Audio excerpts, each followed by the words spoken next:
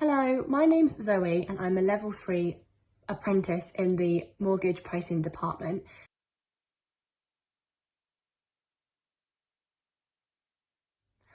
I love working for Nationwide. I think my main reason for loving it so much is because it's not so work focused.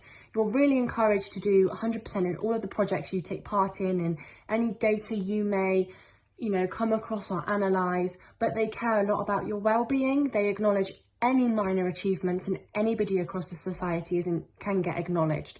So even if it's your manager or your senior manager or an apprentice, anybody gets acknowledged. And I think that's a really positive thing, especially when you're new to the society or just when, it's nice to know that you've worked really hard and somebody's acknowledged that.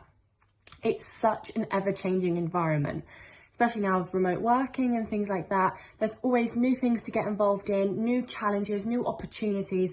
And I think that's really refreshing every week. You can log onto your laptop and you can see new articles that have been written or new competitions that they've launched. And it's really nice to get involved in.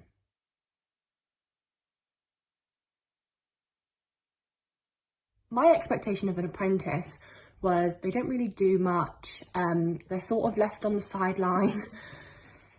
Quite forgotten about, and my goodness, I could not have been further from the truth. There's so many new opportunities again.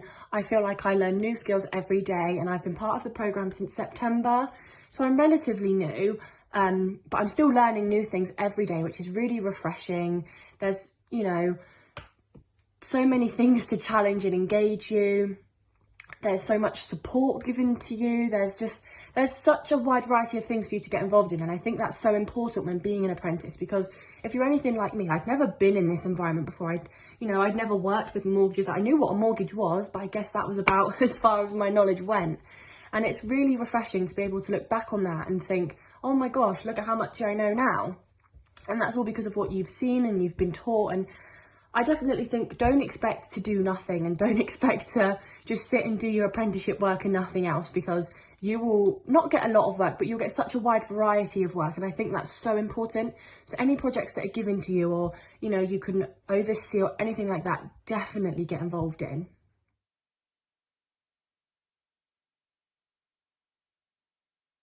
So my apprenticeship at the moment is done by a company called BPP, and they provide a coach, which is essentially a tutor if anybody had those in secondary school. And they're your point of contact when you're stuck, or they might present your work to you, or if you're confused about a criteria or anything like that, you can email them. They will get back to you within 48 hours. I've never known them to take that long, but at least they give you a basis point of when you'll hear a response, which is really encouraging. You can even talk to them if you feel you're overloaded. They do book in regular sessions with you. I think it's every 4 to 6 weeks. Some are with your manager, some are without. So, if you might have a concern around your manager or anything like that, it's all confidential, and it's a really nice safe space to discuss any concerns you may have, any skills you may think you're lacking, anything like that, which again, I think is incredibly important. And then your mentors pretty much come as a mix of all of them.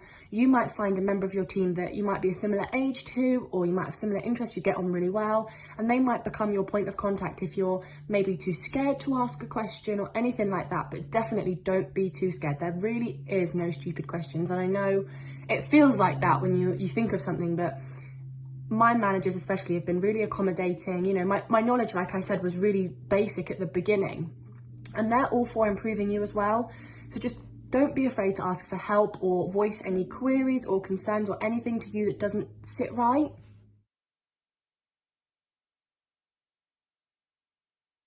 I'd never worked from home before. I'd always done quite structured learning, so I'd always been in a setting like a school or even a college or a library. I don't really work from home, and I was quite concerned that I was going to get distracted, bored, anything like that.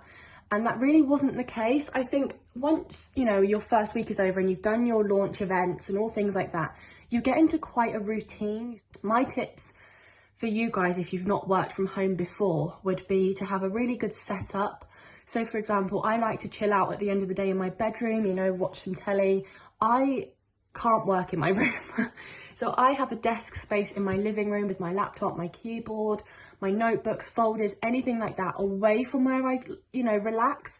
And I think that's really important. So if you guys, you know, can and you've got the facilities to, try and set yourself up a workspace, even if it's on your dining room table, just away from where you relax. And that makes it a lot easier to step away from work, you know, because working from home, it can be quite easy to, at 7 o'clock after you've had your dinner, I'll just check my emails. And what you need to do is not do that. I would also say for the apprenticeship programme, maybe try and have a calendar or a desktop diary for you to write your seminars on, when they're being recorded, any deadlines you might have, just to help you keep on top of it. Because if you've got a busy week at work, it's quite easy to forget what's going on. So to have a little calendar, it's really easy for you to keep on top of. And I think that's definitely something I could not live without at the moment. And notebooks, lots and lots of notebooks.